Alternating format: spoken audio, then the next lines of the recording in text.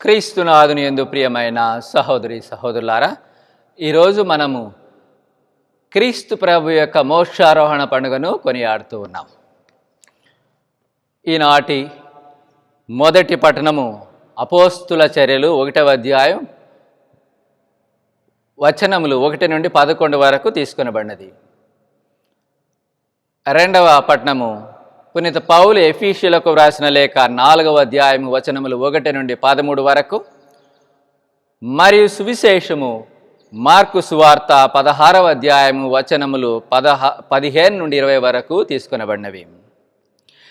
క్రీస్తు యొక్క మోక్షారోహణము పునరుత్థానములోని భాగము.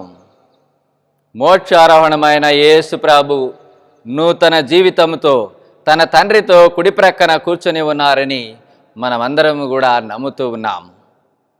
అపోస్తుల చర్యలు 1వ అధ్యాయము 9వ వచనములో, వారు చూచుచుండగా ఆయన పరలోకమునకు కొనిపోబడెను. అప్పుడు వారి కనులకు కనబడకుండా ఒక మేఘము ఆయనను కమ్మివేశను. క్రీస్తు ప్రభు పునరుత్థానమైన పిదప 40 రోజులు శిష్యులకు కనబడి వారిని బలపరచి ఆ పిదప మోక్షారోహణము అయ్యారు.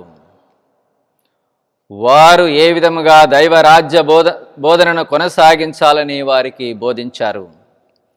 ప్రభు అయిన యేసుకు సాక్షులుగా జీవించాలని ప్రభు యేసు స్వయముగా కోరి ఉన్నారు. అయితే వారికి పవిత్రాత్మ తోడ్పడతారని అభయము వసగారు. అపోస్తుల చర్యలు 1వ అధ్యాయం 8వ వచనములో చెప్పబడినట్లు,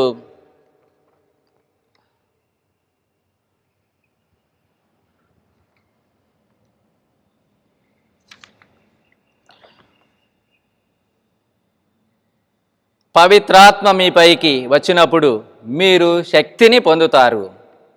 కనుక మీరు యెరూషలేములోను యూదయ సమరయ సీమలయందు అంతటను బూదిగంతముల వరకు నాకు సాక్షులై ఉందురు అని ప్రభు సెలవిచ్చి ఉన్నారు.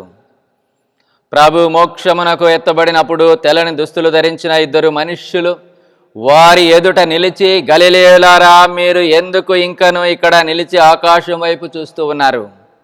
మీ చెంత నుండి పరలోకమునకు చేర్చుకొనబడిన యేసు ఎట్లు పరలోకమునకు పోవుట మీరు చూచితురో అట్లే ఆయన మరలా వచ్చును అని శిష్యులకు చెప్పారు. దేవుడు సృష్టించినటువంటి సకల సృష్టిని, భూమండలాన్ని, వాతావరణాన్ని, మానవ జాతిని కాపాడేటువంటి బాధ్యతను యేసు ప్రభు మనందరికీ ఇచ్చి ఉన్నారు. తానే స్వయముగా చేయనప్పటికీ మనమందరము బాధ్యతతో నిర్వర్తించాలి.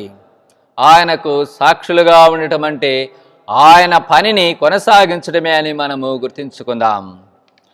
దేవుని రాజ్యముని ఏ విధంగా ప్రకటించాలని పునీత పౌలు ఎఫీషియులకు వ్రాసిన లేఖలో తెలియపరుస్తూ ఉన్నారు.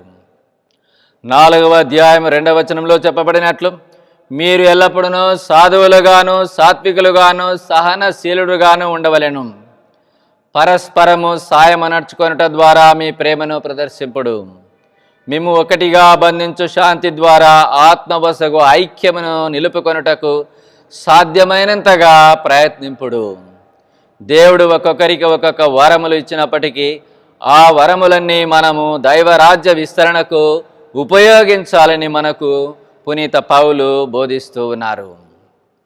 సువిశేషములో యేసు ప్రభువు తన శిష్యులకు స్వార్థ బోధన బాధ్యతను అప్పగిస్తూ ఉన్నారు. మార్కు సువార్త 16వ అధ్యాయం 15వ వచనములో, మీరు ప్రపంచమంతటా తిరిగి సకల జాతి జనులకు సువార్తను బోధింపుడు. యేసు ప్రభు వెళ్ళిన తరువాత శిష్యులు సువార్త పనిలో నిమగ్నులైపోయారు. యేసు ప్రభు కూడా వారితో ఉండి వారిని నడిపించారు. అందరితో కూడా ఉంటూ అందరినీ నడిపిస్తారనేటువంటి నమ్మకముతో మనము జీవించుదాం.